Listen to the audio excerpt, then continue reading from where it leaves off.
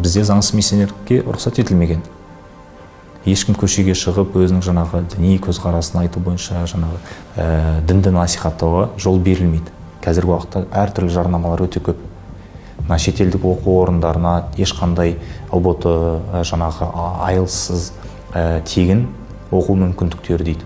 Бірақ оның артында қандай топтар тұр, қандай ағымдар тұр, оны біз біле бермейміз көп жағдайда. Сонымен қатар жаңағы тегін тіл курстарын үйрету, ағылшын тілін тегін үйрету, не болмаса араб тілін, бұл жерде тек исламдық бағытта ғана емес, қазіргі уақытта неохристиандық бағыттар тауып қарауымызға болады. Қазіргі уақытта бұрынғыда ешкім көшеге шығып кітап таратпайды. Не болмаса ашық түрде қазір енді дінді ешкім насихаттай алмайды ғой. Себебі заңсыз миссионерлік қызмет бар. Қазіргі уақытта енді мониторинг жақсы жұмыс істегендіктен үйлерді аралаудан кішкене қорқақтайды. Бірақ интернет арқылы жаңағы почталар арқылы, не болмаса әлеуметтік желілер арқылы сондай жиындарға шақыру, өздерінің діни көзқарастарымен бөлісу мақсатында деп айтады өз кезектерінде.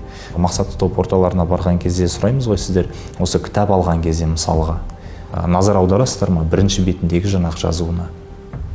Қазақстан Республикасының ақпарат және мәдениет министрлігімен тексерістен өткізілген, Қазақстан мұсылмандар діни басқармасының 10 сараптамасы берілген деген жазу болу керек.